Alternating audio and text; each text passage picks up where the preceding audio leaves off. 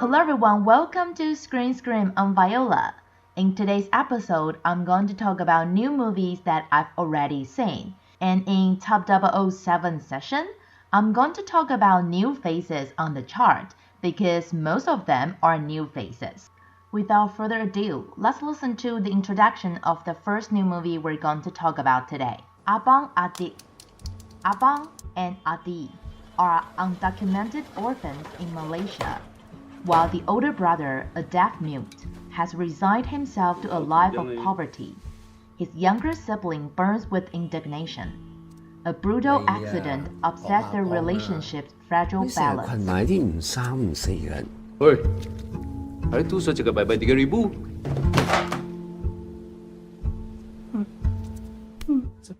The first new movie we're going to talk about today is a Malaysian movie. I'm afraid that it's not going to be released in the US anytime soon, but it got 7 nominations at the Golden Horse Awards and won the Best Leading Actor just over last weekend. So if you happen to be in Taiwan or you have the chance to watch it, don't miss it. It's definitely worth watching. The most significant thing about this movie is that it's just the director's first time to make a feature film. He hopes to talk about people who live in Malaysia but lose their identities. They don't belong to this country, they don't belong to this land, but at the same time, they're not able to leave this country, not able to leave this land. These kids, well, the protagonists in the movie are not kids anymore, but when they were little, they were orphans, and that's what they felt for their future. These kids know nothing, see nothing for their future, because everything, all the social welfare that requires identity, they're not qualified for any of them.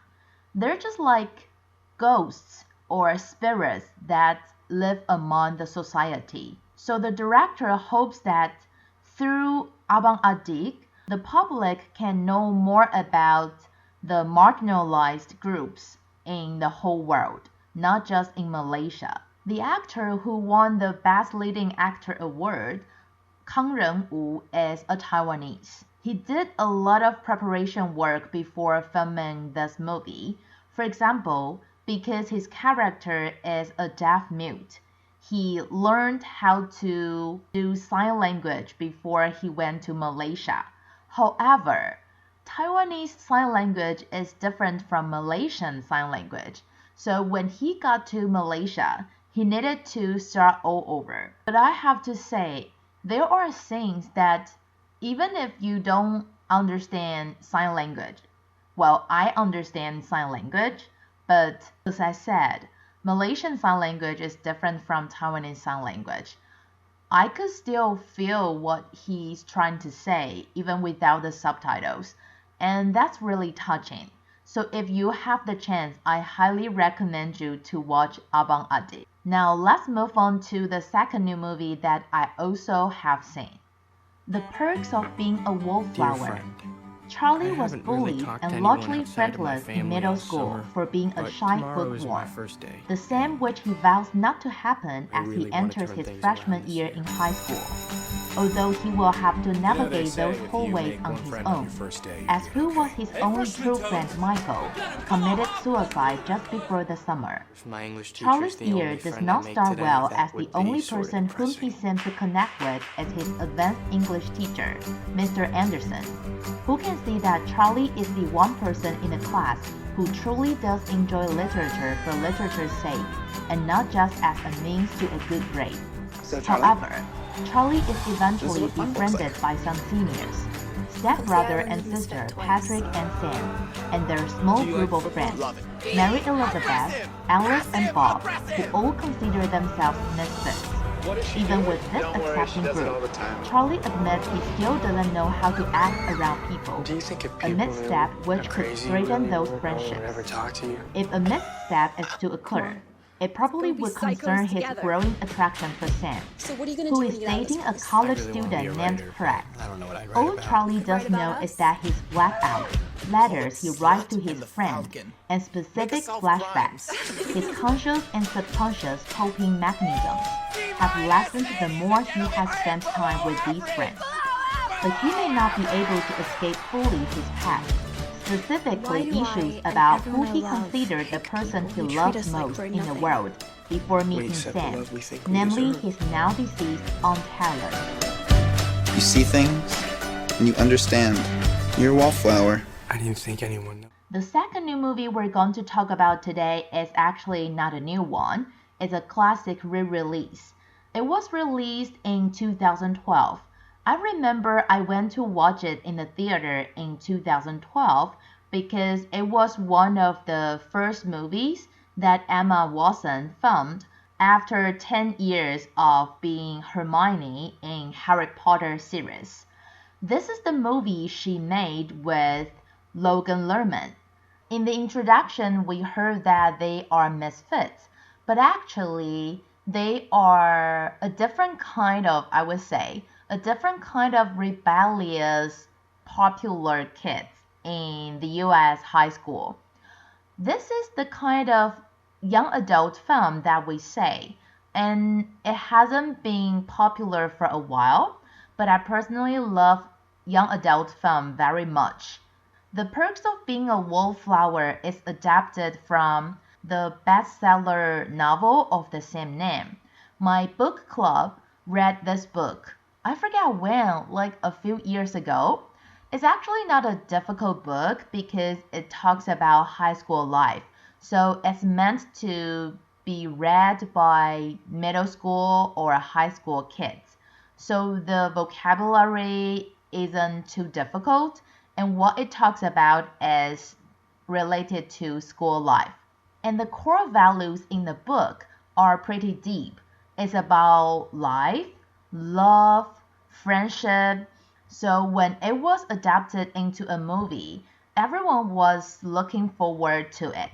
From the introduction, we learned that Charlie's best friend in middle school passed away and his aunt passed away as well. So the way he copes with his, I wouldn't say depression, maybe he has it, maybe he doesn't have it, but definitely his depressed condition is that he will write letters to dear friends. I think it's kind of like his diary. So through his letters, audience gets to know more about him. Thankfully, he makes friends with Sam, Emma Watson's character, who gives him a lot of support and help. I would say it's a very touching and warm story. If you haven't seen the movie, you can grab this chance to watch it in the theater. And even if you've already seen it, it won't hurt if you go watch it once again. Before we move on to Top 007, which is full of new faces, let's review what we had from last week first. Top 3 was The Hunger Games, The Ballad of Songbirds and Snakes. Top 2, Taylor Swift, The Eras Tour. And top 1 was The Marvels. Actually, aside from these 3 movies, all the others are new. So let's check out top 7 to top 4. Top 7 is 我因你活着，不会放弃。 Wish. I decide what everyone deserves. Top 6, Taylor Swift, The Eras Tour. This has been the most extraordinary. Top 5, Thanksgiving. Top 4, Trolls Band Together. Stop the wedding! I'm John Dory. We have 2 top 7s this week, so it's a little bit crowded. But anyway, aside from Taylor Swift's The Eras Tour, all the other 4 movies are new on the chart. So let's go through all of them a bit. First one, Big. It's a Taiwanese movie. The story's about the world of children with cancer. So even when I saw the trailer, I feel that the story is super interesting. I don't dare to watch it. I think I'm going to cry like a baby. It's definitely like that. Second top 7, Wish. It's released in the US. It hasn't been released in Taiwan yet. I was looking forward to it very badly because it's dubbed by Chris Pine. But I don't know why it's not critically acclaimed so far, even though it's the 100-year anniversary work by Disney. Top 5, Thanksgiving. It's a horror movie. It was released before Thanksgiving in the US and in Taiwan. Taiwan doesn't really do Thanksgiving a lot, so it basically received its box office in North America.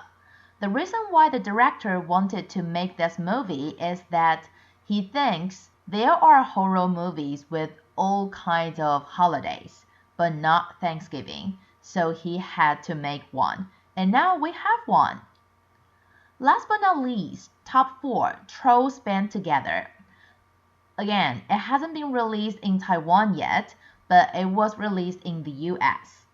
It's the 3rd episode of Trolls series. I think it's a very interesting series because I don't think they have a lot of commercials, but here they are, the 3rd episode, so their fan base is pretty big. If you are a fan of Trolls, don't forget to watch Trolls Band Together. And it's time for us to move on to top 3 to top 1. Top 3, The Marvels. This is just the beginning.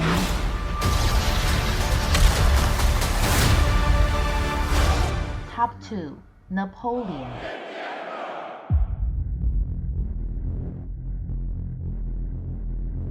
Rated R. Top 1, The Hunger Games. The Blood of Songbirds and Snakes. The Hunger Games, they're to punish the districts. Those tributes don't have a choice. Wow, the Marvels and the Hunger Games have switched seats, and Napoleon is the only new face on this side of the chart this week, so of course, it's the one we're going to talk about today. First of all, the award-winning director Ridley Scott has been preparing for it for a long time. You have to know that Ridley Scott is already 85 years old, so for him, filming movies is not just about movies, but a competition between him and the time. Well, it sounds like I'm saying director is going to die. No, not yet. He's still pretty healthy, but it means that he can't spend too much time just preparing for one work like he would do before. That's something. And he will probably only shoot movies that he really wants to shoot. For example, he was impressed by Napoleon when he was little, and he always wanted to make a film about him. I remember he said that when he went to France when he was little, he learned about the historical figure and he's so interested in him. But the director not only wanted to present Napoleon's significant military achievements and all the fame he had to the audience, but to dig into the complicated inner world of this emperor, or we should say general, that had many different facades. Although the title of the movie is called Napoleon, it's pretty direct. Something that's worth anticipating is how the crew constructed Josephine, Napoleon's wife. The actress who played Josephine was Vanessa Kirby. She found a lot of information on her own and she did research on her own. For her, portraying a female character that people are not familiar with could possibly lead to super cool character and life, because there are a lot of resources related to Napoleon out there.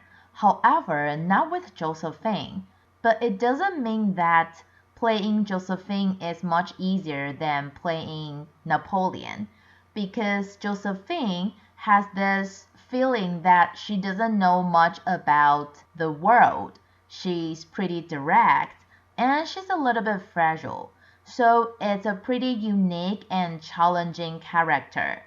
And when Vanessa Kirby was doing the research, no matter she was reading first-hand information or third-hand historical records, stories, testimonies, or the letters she exchanged with Napoleon, everything about her was totally different. It's really difficult for Vanessa Kirby to construct the character, so it will be interesting to see the results. And that concludes today's show. Hope you like all the movies I introduced today. And remember to tune in same time next week at Screen Scream. I'm Viola. See you next week.